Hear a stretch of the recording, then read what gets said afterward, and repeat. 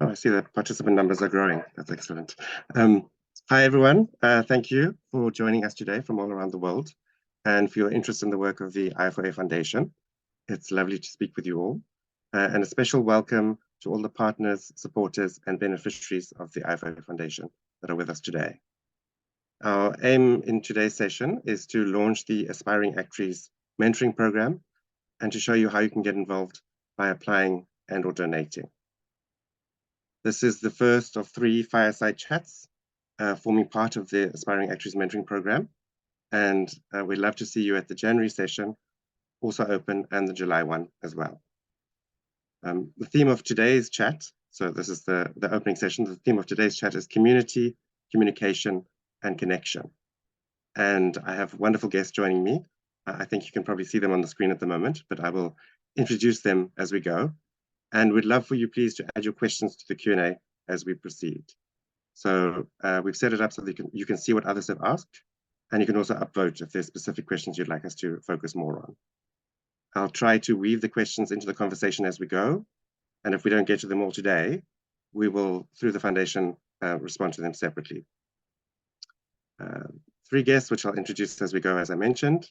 And given this is a fireside chat format, please, if you could, picture a roaring fire, perhaps comfortable armchairs where we're all sitting around in a stately country home. Or if you're in a warmer climate, we might be outside. You can imagine us outdoors roasting marshmallows.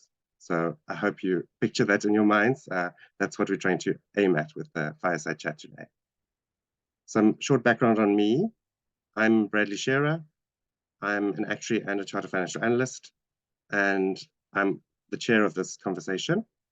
I've worked across domains in my actuarial career, and I'm the founder of Protegion as well, which is a international career support and mentoring and coaching business. And we run the International Group Mentoring Program for the IFoA Foundation.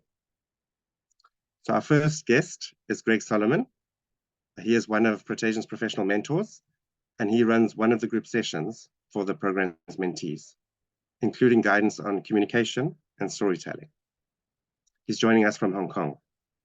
Good evening, Greg. So Greg. Hey, Bradley. Hey, everyone. Good to be here. Hi. Could you tell us a bit about your actuarial career arc, please, including your involvement in business development? You've got lots of experience in that. Your role as an independent consultant.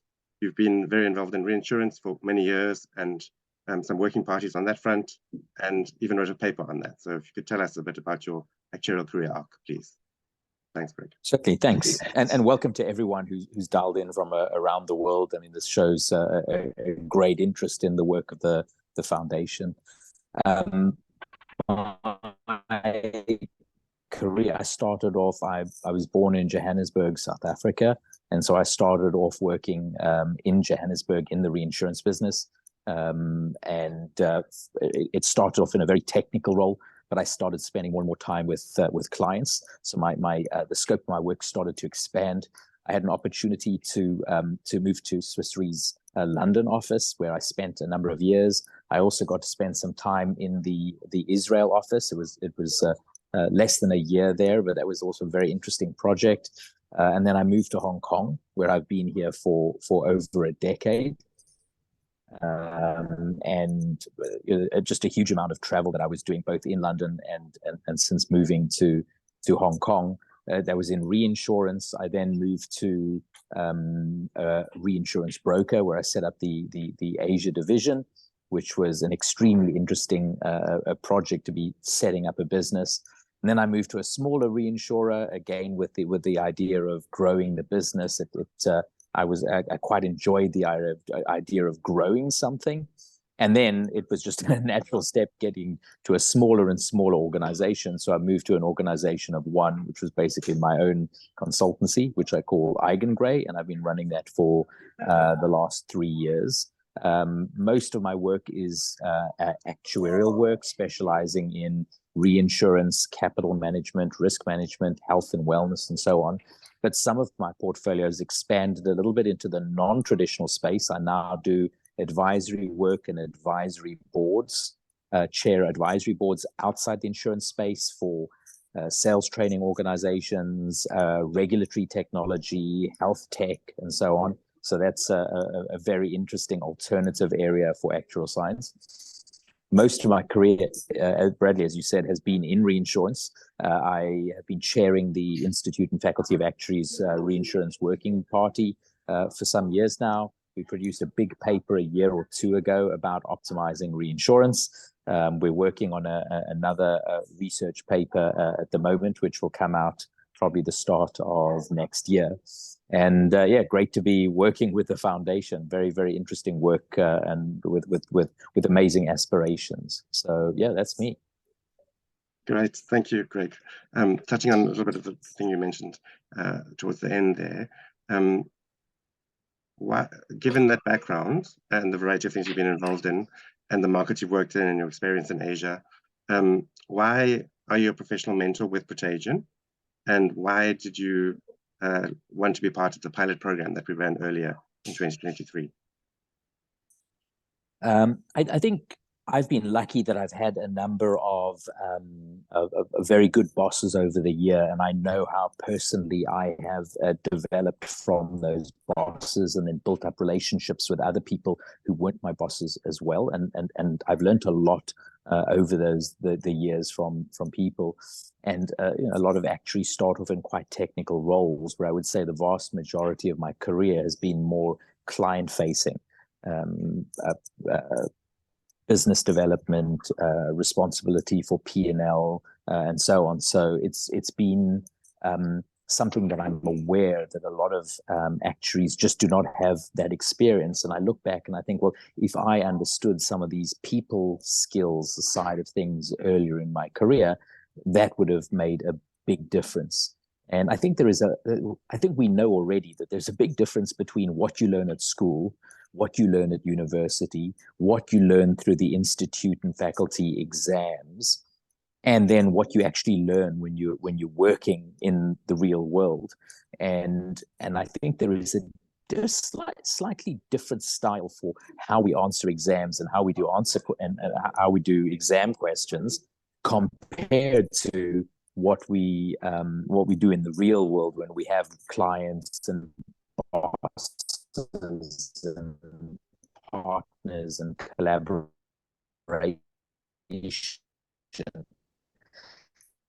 And again, it's trying to take some of those really practical lessons that I've learned and that people can get very early on in their careers. And so, the work of care about their careers and are prepared to spend money on it. It's funny, like people spend a lot of money on coaches at the gym and on guitar lessons and on, all sorts of coaching.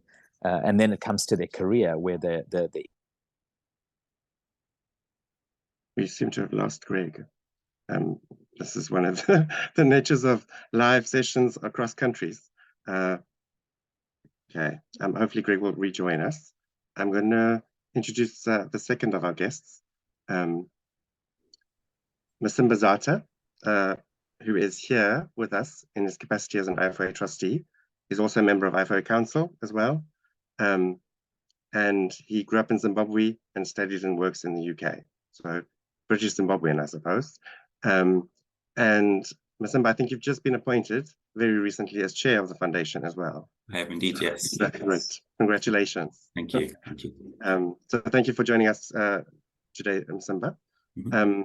Could you tell us a bit more about the foundation, please, and its aims, including the community aspects, given that's one of our themes today? Yeah. Thanks, thank you very much. Yeah, thank you. Thank you for for hosting, and hi everyone. Thank you for joining. Yeah, so I think hopefully you'll have seen our strapline, right?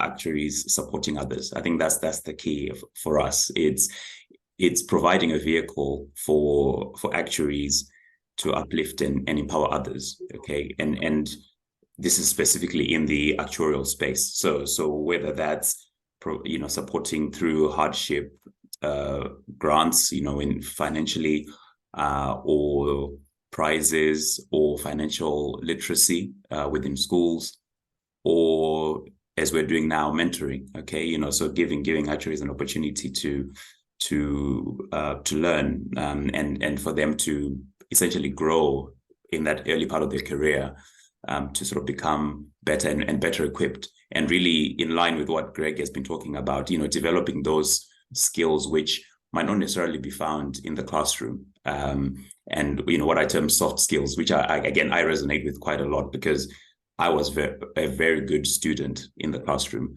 but I didn't have the soft skills, you know, and I didn't really know what I was missing, right? And until I realized what I was missing, you know, quite a long way down the road. So I think it's quite powerful. I think what we are trying to do here at the foundation to sort of equip early career actuaries who might not necessarily, you know, some have it in their ecosystem already. Some actuaries may have the support networks or at an early stage have developed the necessary soft skills through their education system, you know, to be able to progress as quickly as they might want to, but others may not. And I think it's supporting those who are unable to you know, sort of gain access to the support they need, and give them a platform to do that. And that's what the foundation is there for. That's excellent. I mean, the foundation does great work, right? And our guest a little bit later on will share some of her experiences of the foundation in terms of her impact on her. So in that context, then, you mentioned the grants and other things the foundation does, and mentoring is one of the things.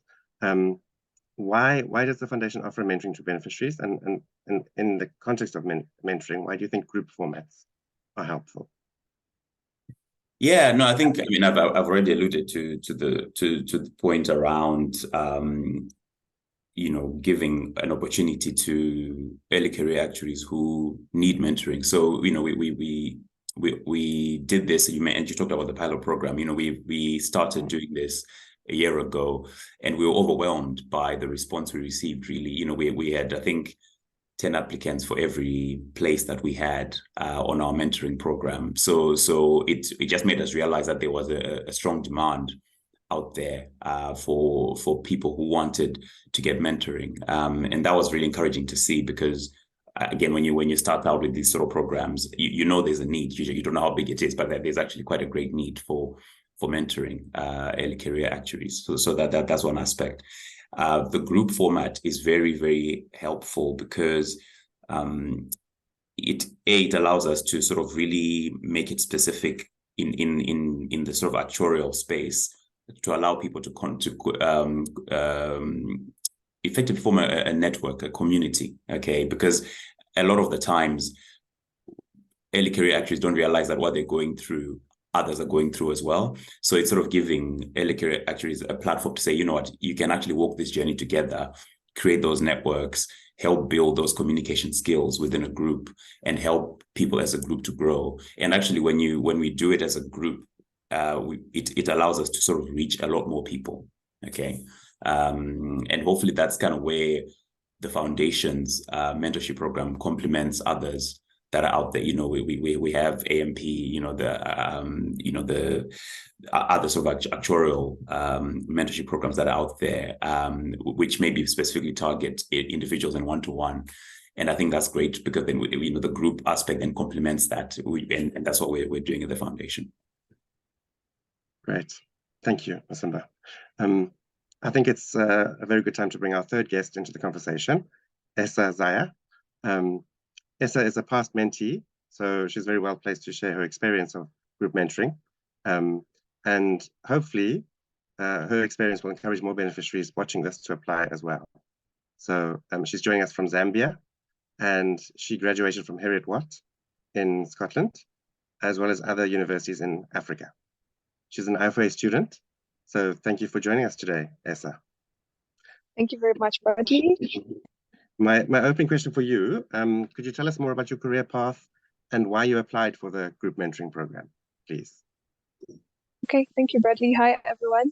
So originally, I started out as a mathematician. I have a mathematics background, but I was passionate about actuarial science.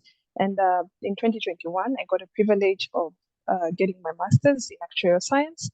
And when I graduated in 2022, that was last year. I just needed some direction in the field of actuarial science, seeing that I was new to this field. So I thought the mentoring program would give me some insights and just some structure and direction in my career path that I had embarked on in actuarial science. And I think I also applied for the mentoring program because I wanted to meet other professional actuaries, seeing that I'm an aspiring actuary. I wanted to meet professional actuaries and other mentees who also shared the same passion for actuarial science as I did. Yeah. That's great. Thank you. The themes of connection come through strongly in your response. So thank you for that, Esa. And you've really helped actually in the program to connect people together too. So it's been great to have you. If you could tell us a bit more about the questions that you had before you started the program as well, just to give potential applicants a bit of a sense for the kind of things that you were thinking about before you started the program. Okay. So seeing that I was new to the field of actuarial science, I had just started out. I had questions like, what are the possible opportunities for actuaries out there around the world? And of course, we also have the path of going with your professional exams. So I also wanted to have an insight from the qualified actuaries. How long does it take for one to become a fully qualified actuary? And I also just wanted to know how one can contribute significantly to the field of actuarial science. And yeah, basically those are the questions that I had. Okay. Great, thank you.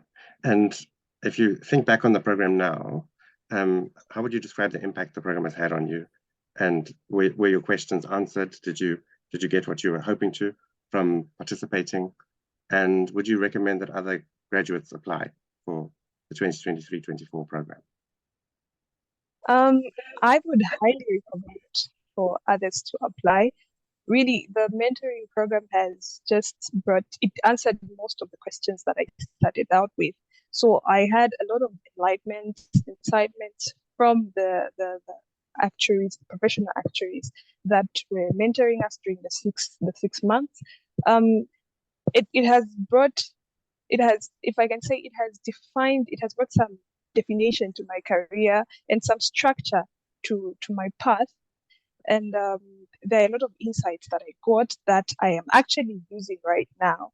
And I also remember during the program, during the first 6 months of this year, I was looking to get a new job to just change in my career path. And being on the program gave me a lot of motivation and just gave me the drive. And I learned some skills that I actually did use in my interviews and just my everyday work. So really, I would encourage other graduates, those who are passionate about actuarial science, to embark on the program. Thank you. That's a very strong endorsement. It's great to hear your feedback. We're just getting some feedback from people that it's not that clear. If others are struggling to hear us, please also just add some comments into the Q&A, just so we can check. But thank you very much, Esa, for that perspective. Yeah, sorry, can I just come in there and just yeah, sure. Say, yeah, again, thank you, Esa, for that. I think as someone who's working with the foundation, that's very, very powerful feedback to hear. So feel very energized to hear that, and great to see the impact. So thank you for providing those insights. We're getting feedback from others that I think it's clear for them. So yes, thank you, Masimba, for your thoughts there. A question for you, actually, Masimba. How does mentoring fit together with the other foundation activities? So you gave us a high-level reference earlier about what the foundation focuses on. But how do you see the different elements of the foundation's work connecting together, including mentoring? Yeah, so I think it's very aligned. So mentoring is very aligned to what we do. I touched on the fact that we provide financial assistance, which will be what some students need, but actually others, having gone through the education process, if you like, actually just need confidence, to build the soft skills, to build the networks and the knowledge that's needed to make that next step. And I think Esa touched on those points quite brilliantly. You can actually go through the education process, get to master's level, and then just need that bit of, it's just that bit of help to bridge the gap between what you've done in the classroom and how you present yourself in interviews, how you present yourself when talking to people in a professional context. And I think that's what mentoring does. So yeah, it's a very key part of how we see ourselves supporting our community basically within the actuarial space. Great, thank you. Just a few thoughts on the international reach of the foundation as well. I know that's very close to your heart, Masimba, and the other trustees as well. Some of whom I'm sure are with us today too. So hello to you. You, as people, attendees with us today interested in the foundation, you may have seen some of the global maps of the foundation's impact in the Actuary magazine. It's also in the foundation's newsletters or in their social media posts. So they focus quite a lot on beneficiaries all around the world, and would love to reach more countries and more markets. So I think there was someone who's joining us from Brazil even in the comments. So excellent to have you too. So all across the world, I mean, from late evening Greg's time, we had a mentee from Australia as well in the pilot program. So and the foundation has got scholars in the Caribbean, so all around the world. So we look forward to expanding on that global map that the foundation have put together. And we've tried, hopefully, today to honor that international reach through the guests that we have with us. So thank you for joining us from all around.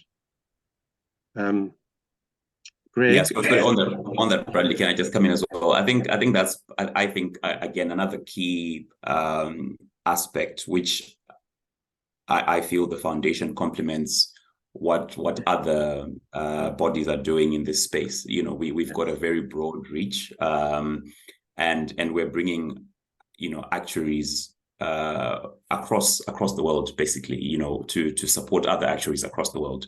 And I think that's quite powerful, because there's so much we can learn, and we now live in a global village, okay, and a lot of the issues we now deal with. So my actuarial background has, well, again, it's meandered through quite a lot of places, but I'm currently in tech, and in the tech space, the things we're dealing with are they transcend practice areas within the actuarial field. Okay, so it's global reach there, and some of the questions we're dealing with now, whether that's climate change, whether that's those are topics that are global. They've got a global reach, and also from a society perspective, when we talk about inclusion and so having diversity within our profession, again, the global reach that we have represents what we're trying to do and how we're trying to align with the IFoA's on sort of objectives, basically, of mirroring what it has now become, which is this sort of global membership organization. So I think that's again how this program fits into that. Okay, excellent. So I'm a big fan of the cross-domain kind of stuff as well, as you are, as you mentioned your tech work, Masimba. So and in the group session that I run for the mentees, I do talk to them about the different domains that actuaries can work in and how we can actively manage our career across that, across our multi-decade working lives. So I will actually be running the first group session, which is towards the end of this month. So beneficiaries who join the program will get to hear a bit more detail from me on that too. So just a little bit on, so Greg, just bringing you back into the conversation. Welcome back. You spoke a little bit about your international career and the countries that you'd worked in. Maybe you could expand on that a bit more. Tell us some more of your experiences internationally, what you learned from working across markets, and maybe some of the parts of Asia that you've had particular exposure to as well. Please. Yeah, I mean, the one expression that I learned when I moved to Asia was the expression that says there's no such a thing as Asia. And it seems like an odd thing because, you know, there is Asia. But the problem is people go like, oh, what is business like in Asia? What products do insurance companies sell in Asia? How do you blah, blah, blah in Asia? And in that sense, there is no such a thing as Asia because Japanese culture and Japanese business practices and Japanese product is very different to Korean, to Singaporean, to China, and so on. So you very quickly learn when you do a regional or a global role that you always have to take into account the person that you are speaking with.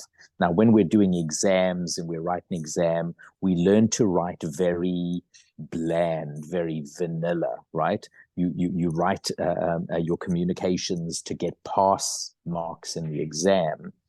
But the amount of personalization that makes a big difference when you're actually working in the market, acknowledging the local market conditions, you know, it is much more specific. And that's one of the things that I try to emphasize in the communication strategy. You really have to know who you're talking to.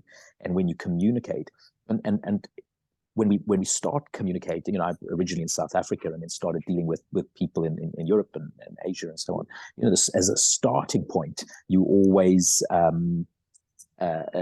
you just, you know, you reply and you give them the standard answer, and then you realize that you're not getting the responses you want. You're not winning the deals that you want. You're not convincing people to make changes to the products like you think you should be.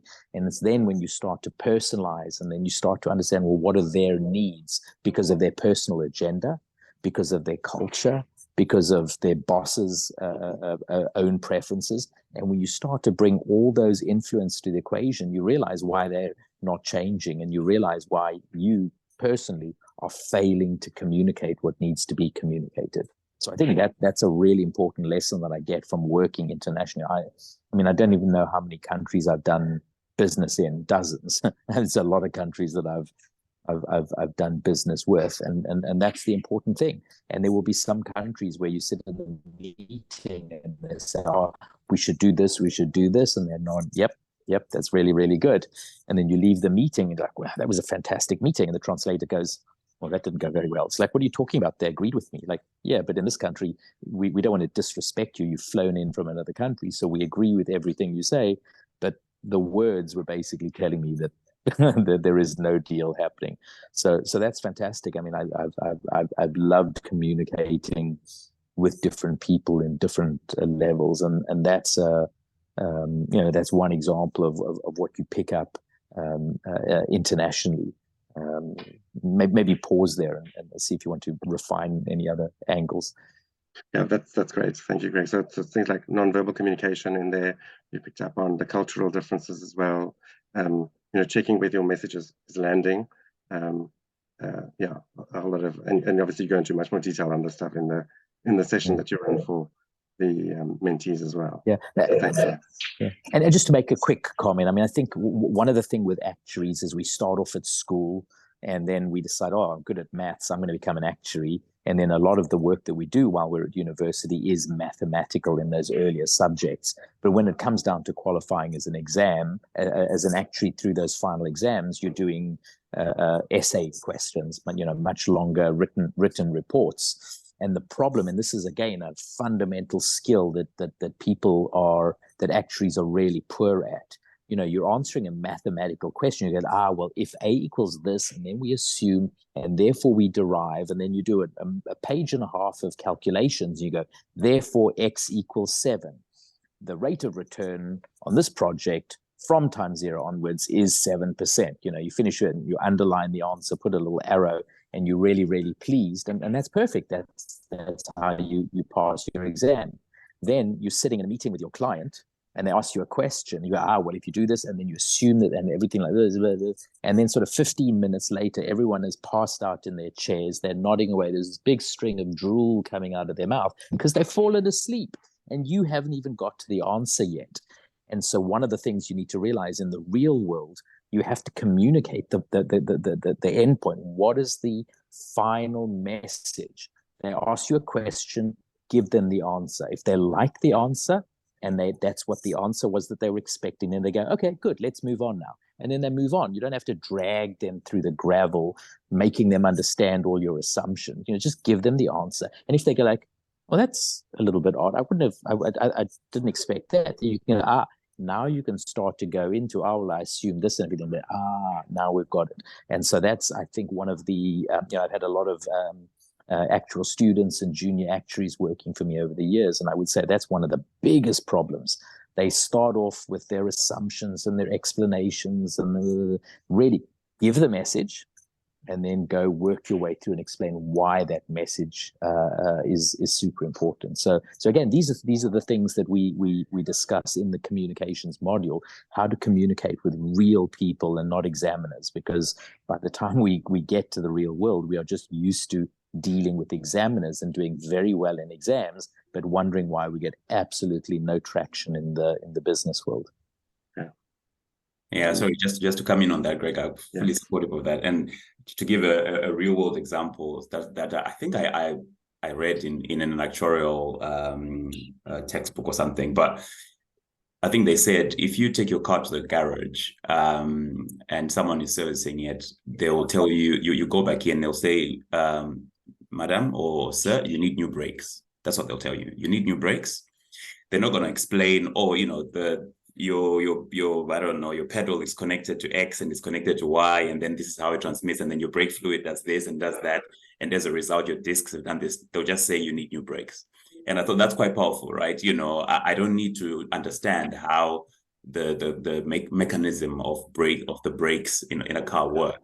I just need to know whether they need replacing or not, basically, And I think that's right. As people who come from a maths background, our instinct is to derive, to sort of show you how things are derived from A to Z, and then say, therefore, your answer is Z.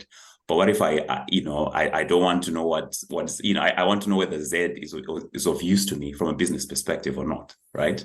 So I think that's a very critical part. And I'm glad to hear that's something that we're covering in the detail of the sessions. Exactly, and if I can build on that, because I think it's a great example, and I'll probably use that in future as well. But we can take it a little bit further depending on who the audience is, because there is a difference between informing and persuading, and very often we're trying to convince someone about what is our view, our agenda, what is our view, so that they can make a decision, they can vote for our proposal, they can do a treaty with us, they can implement the project. That's a really important part of the project. And the big question is like, okay, so you have to replace my brakes. Sometimes they don't care that they have to. They're like, what's this going to cost me? Oh, we have to do the brakes and the carburetor. And it's like, no, I don't even want to know that. What is this going to cost me? And so sometimes we have to throw the bottom line. So it's not to say it's wrong to give the brakes. That is a relevant point. But it's also depending on who the audience is. Sometimes just knowing that the brakes need a replacement, that's it. That's the what if. Now they understand that. But for other audience people, they don't even want to know it's brakes. They just want to what's this going to cost me? And that's what happened with me 2-3 weeks ago. I had to do a major repair on my computer, which just wouldn't boot up. And the guy's trying to explain to me, we've got an issue with the logic board. You see, sometimes don't tell me you need to replace the logic board. I don't even know what that looks like. What is this going to cost me? So exactly. So but that comes back down to the earlier point about who are you communicating with and what are you trying to communicate? And it may be the brakes and it may be this, but you're right. It very often has got nothing to do with what impact having bad brakes is going to have on your car or on your life expectancy. Great discussion there. Thanks both of you for your contributions on that. I'm just going to expand it a bit slightly, Greg. I know that storytelling is very important to you. Obviously, it's clear that your session focuses on communication, and you're giving us some tips on that. So why is storytelling so important to you and your actuaries? And maybe touch a little bit on your hashtag, your life system as well, and the articles you've got on publicly available for people to read. Yep, thank you.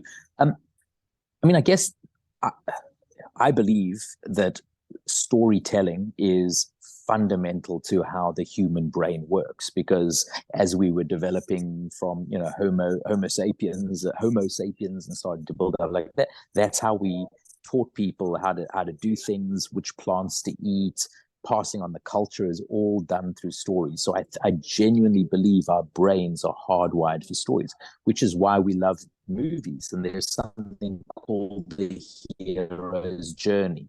And most of the movies we watch follow the structure of the hero's journey. There's this person, there's some existential question. What are they going to do? Are they going to do this? Oh, they're in deep trouble. Things go badly. Then they find a mentor that helps them build up. They have a big fight. They lose. The mentor pushes them. They find some inner strength inside them.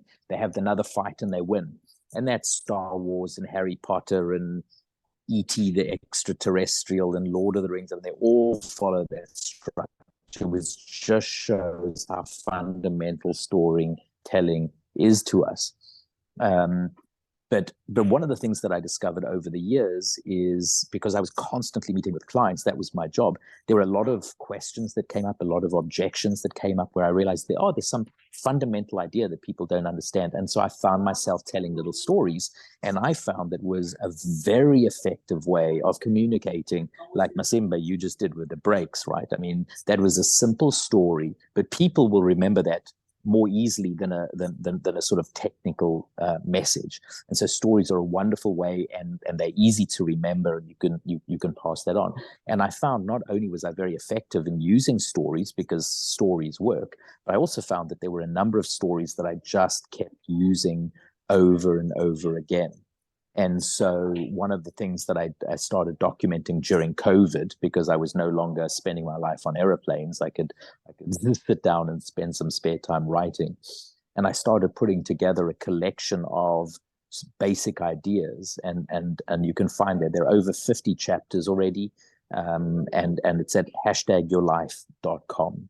And the idea is, in the same way, hashtag is a label. There are certain stories that are very important to us in the business world, that explain, and of course everyone's job is a little bit different, but there are some fundamentals that keep coming up. I mean, sometimes people get stuck making a choice, and I'm trying to work out why they're not buying my solution, and then I have to understand, and the reason that they are stuck on my solution could be what I call cheese or chocolate. Now, cheese and chocolate, which one's your favorite? It doesn't make, there isn't a favorite. Sometimes I want something sweet, sometimes I want something savory. So I don't prefer cheese over chocolate, but sometimes I want cheese and sometimes I want chocolate. So sometimes I'm dealing with a client and they're stuck making the decision, and I realize that I need to work out what mode they're in, so that my solution connect them. Are they looking for something sweet, or are they looking for some savory? So I adjust my solution to be relevant to them. But there's also something called chicken or fish, where actually chicken and fish, these are two very similar choices. Like, yeah, you like chicken, I like fish, one could be good, but they're very, very similar, and people get stuck when they have to make a choice between something similar.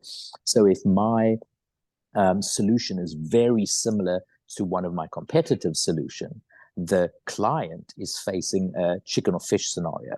And just by having labels for that, like tomorrow, someone might be stuck on something, and you can go like, oh, there's this cheese or chocolate idea. And so now you understand the idea that they're different, and now you can communicate that message much more easily. And so that's what #yourlife is. It builds up a whole bunch of concepts.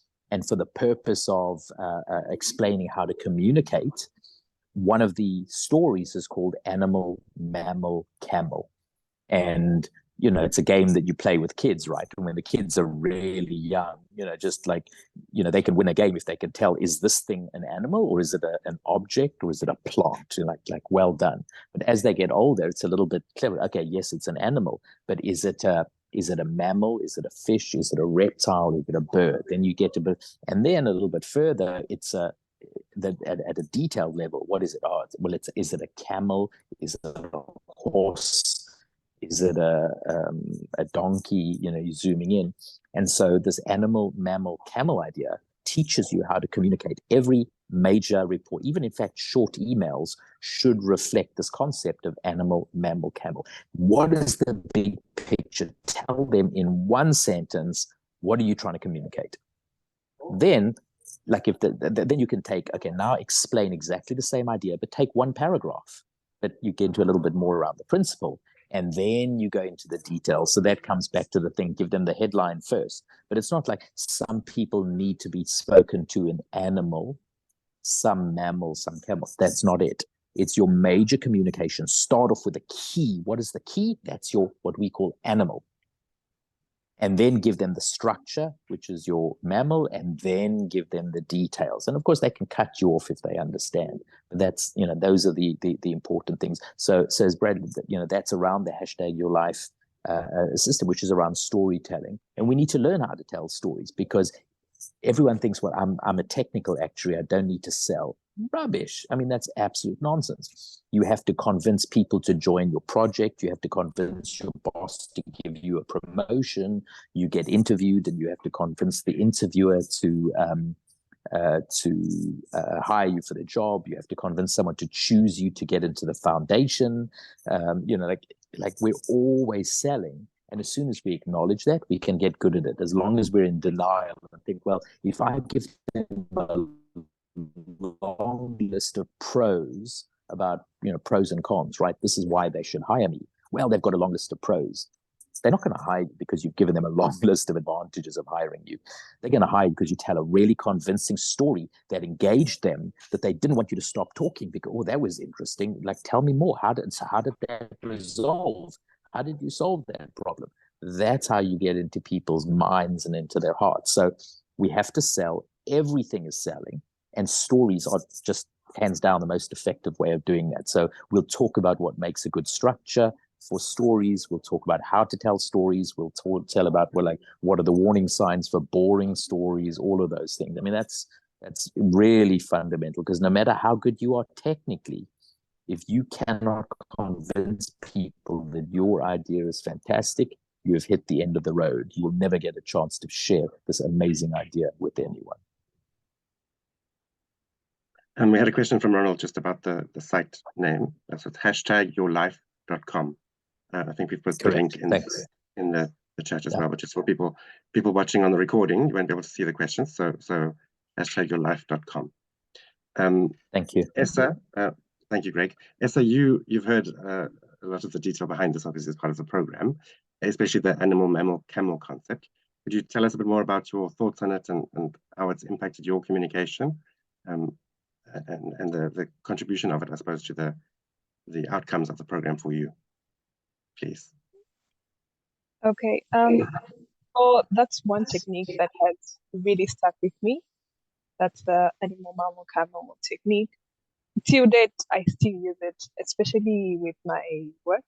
I remember I was working on a case study, and this is something that I that really came out in my analysis of the case study, and it even landed me a job. So really, it's something that has stuck with me. That's fantastic. Yes. Thank you. Bradley also mentioned something on actively managing your career. I think that's also another lesson that I have that has stuck with me. You have to go all out in managing your career. You have to do your research, explore, be visible, and really that was a session from Bradley, the first session we had, and yeah, that is also something I have picked from the mentoring program. Cool, thank you. And any other learnings from the program that you can recall at this stage, Esa? Yeah, I also remember we had our last session was from Grace.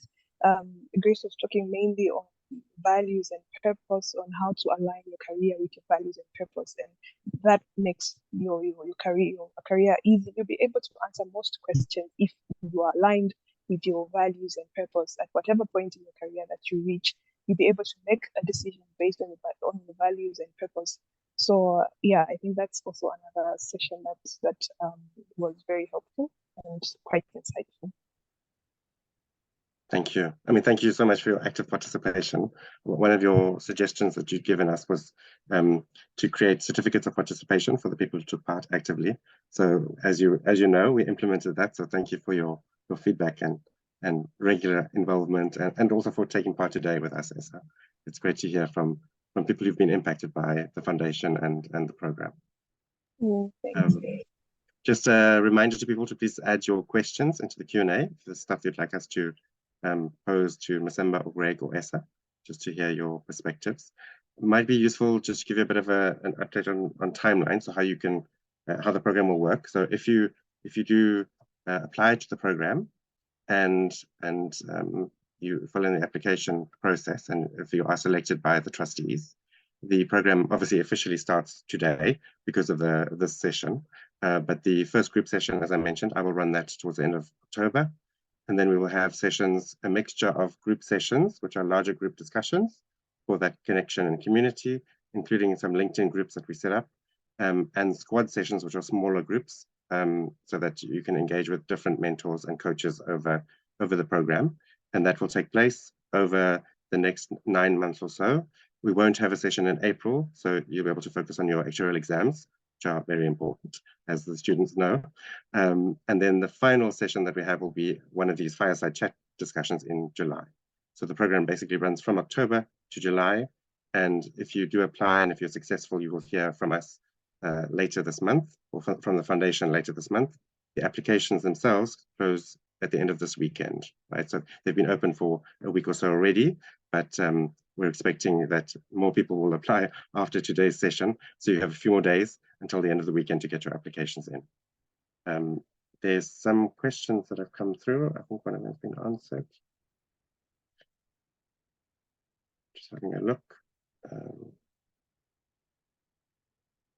Okay, thank you, Nicola, for your comment. Jason's asking, how long do you need to contribute every week? So we have one session a month, basically, and those sessions are an hour long. So it's not a big commitment from the people participating. Because we've got mentors and coaches all around the world, the time zones can be, sometimes can be a challenge. So the way we structured it is we split it so there's a West group and an East group, and those are roughly, in terms of UK time zones, would be morning and evening. So if you are based in Asia, you probably belong to the East group, which would be UK mornings, your evenings, afternoons and evenings. If you're based in the Caribbean, for example, you'll be in the West group, and that will be evenings UK time, which will be midday or mornings your time in the Caribbean. Hopefully that helps, Jason. Festus has a question on IFoA grants, which the foundation is helping to answer in the background. And Richard says, thank you for an informative and motivating conversation, and congratulations, Masimba, on your new position as Chair of Trustees. Thank you, Richard. Richard's actually one of the coaches. He's an actuary and a coach who's taking part in the program with us as well. So the mentees who take part in the program will see Richard perhaps in one of the squad sessions. So we're running some of the squads for us. Thank you, Richard. Yeah, thank you, Richard. And I guess I just wanted to give a shout out really to all the actuaries who are getting involved in coaching and mentoring. Richard, I know you're doing that, and Bradley and Greg. It's really, really important, because I've just listening to you guys talk, right? There's a lot I've already been hearing from Esa, who's at the start of her career. I'm thinking, I figured this out 10, 15 years after I started, right? And it's great that we're getting involved and getting people to sort of start already thinking about these things right at the start. So yeah, really big thank you to you guys. The wider skills are so important, right, to a successful career. Yeah. And the earlier we can learn them, and the more we can practice them, and the more we can support each other and build networks and connect, right, and communicate and develop the community. I think all of that stuff is only good for the profession and its growth in the future. Yeah. And just to add a comment, I mean, in the real world, when we're having business meetings and we sit there quietly and no one notices us and so on, that impacts on us, right? It impacts on our career progress. We want people to notice us in a good way, because we contribute to the discussion, because we ask good questions, because we're noticed in a meeting, and that's how we build our networks and so on. But that's also how we need to participate in this. As I said, the communication is trying to work out who you're talking to. And it's all very well for me to see a whole bunch of faces on the screen when I'm doing one of these mentoring sessions, but I don't know who you are until you tell me what are you thinking about? What is your question? What are you worried about? And I remember Esa from the session. I mean, Esa was a very active participant during the session. And so it doesn't surprise me that she took, from my session, one of the key teachings from that session, and that she's actually got an explicit benefit from it because she knew what she wanted. She was asking very quickly. And so, we're running out of time here, but I encourage people to ask some questions now. And for those who are lucky to get into the course, ask some questions, engage, because you will never benefit as much from someone else's question, which is relevant to their world, as if you benefit for a question that you've asked, which is specific to your circumstance and your career and your environment. So engage, do that in a learning environment and do that in the working environment. I fully agree. Thank you, Greg. One of the things we try and focus on career questions that the mentees have and try and answer those at some point over the program. Esa will remember, and I see a comment from Nyasha, who also took part in the program as well, saying it's a great program and that encourage others to apply as it's very helpful. So thank you, Nyasha, for that. So the way we structure the group sessions is that we, based on the questions that the participants have shared in advance, we give you an opportunity to choose which ones you'd like the mentor to focus on during the session. And then there's open opportunities to comment and question as well. So it's very much focused on your career questions and what you're trying to achieve in your career at the moment and longer term. Thank you. Esa, maybe tell us a bit more about where you're headed next and any other messages. I mean, you mentioned some of it earlier, but any other messages for the foundation trustees and any donors that are joining us today? Okay, where next? I'm just trying to set foot right now in my newly attained position, and this it's aligned me to the field of in my actual science qualifications. It's more aligned because it's in insurance and I'm getting a lot of insights. So I just want to set foot in that right now and just gain all the competence that I can. And then to the trustees and the donors, really, this was a life-changing program. Thank you very much, and please continue to donate for other aspiring actuaries out there, other graduates, and yeah, thanks. Right, thank you, Esa. Lovely to hear that feedback. I'm gonna, I don't see any other questions coming through, so I'm gonna shift into the final segment of the fireside chat today. And I suppose the question is for you, Masimba, on what would you say to those considering donating to the foundation?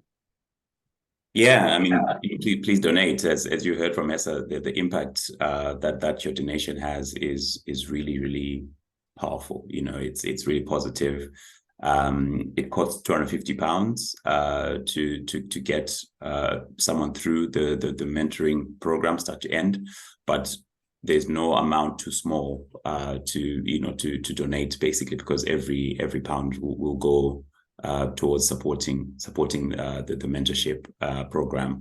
The foundation is supported operationally by the IFoA, the parent, if you like. We're supported operationally, but charitable causes like what we're doing here, we have to raise the fund for. So donations are really critical for us to be able to run programs like this. So yeah, I encourage you to donate as much or as little as you can, because every little helps. Thank you. Sure, thank you. Can I ask the IFoA just to share the QR code, please, for people interested in sponsoring a mentee? Hopefully you can scan that. I see a question has come in about differences in working between Hong Kong and the UK from Jason. Jason, we'll try, in the interest of time, we'll try and respond to you separately on that. But thank you for asking. Another question from Masimba, just as we're wrapping up. Sure. What would your message to beneficiaries be, especially in the context of the connection element, I suppose, of today's fireside chat? I did talk a little bit about the process earlier for people, just in terms of how that would work and the applications in by the end of this weekend. Mm-hmm. But what message would you have for beneficiaries? Please. Yeah, so I think, so when you say beneficiaries, the ones that are going to be taking part, potential beneficiaries? So existing beneficiaries of the foundation, so people who are being helped by the foundation, and potential applicants, yes. Okay, yes, okay. So, yeah, so I mean, those who are thinking of applying, yes, please do put your name forward. Hopefully you'll have heard the benefits and the potential benefits that there are for you to do it. And I think you've heard me say consistently through this how I'm reflecting on it as I'm listening to some of the great work that's being done in the mentorship program, and thinking, wow, I had to figure that out myself, basically, as I was going through, and some of the things I'm probably still figuring out now, 20 years on. So I really, really strongly encourage you to, to sort of apply if you're considering it. Those who've gone through it and are existing beneficiaries, please do continue to, keep yourself connected to the network, keep yourself connected to the teachings and the learnings that you've received. I think you've already heard how impactful they are, and I can vouch for them as someone who's worked in the industry for 20 years. I can vouch for a lot of the things that we've discussed today and how important they are basically in the workplace. So do keep connected and do keep wired in to everything that you've learned and are continuing to learn. And yeah, thank you very much for joining the session today. Right, thank you, Masimba. Can I ask the IFoA Foundation just to shift to the next slide, which I think is the feedback QR code. I'm just gonna, so as I said earlier, there'll be more fireside chats over the program, which are open to anyone. So hopefully all of you will join us at the next session and tell your friends and colleagues and others about the session too. We'll have obviously different themes for each of them. But what we'll try and do is include at least one mentor or coach, a beneficiary, a past mentee as well for their experiences, and a member of the trustee board as well. So that's the kind of format we're thinking of using, but we are also very keen on your feedback. So if you think that format works, if it's been a good and interesting session, how you think we should run these, please do let us know. If you think as a host that I should be more like James Corden or more like Jerry Springer, yeah, interested in your feedback, please. And we'd love you to join us again at the future ones. Spread the word, as I said, invite others. And also, please sign up for the foundation mailing list to keep up to date with all of the news from the foundation. Thank you so much to everyone for joining us today. Enjoy the conversation, and hopefully it's been clear the impact the foundation is having around the world. Thank you so much for your time. Thank you, Greg, Masimba, and Esa for joining us. Thank you. Thank you, Bradley. Thank you. Thank you, everyone. Bye-bye, everyone.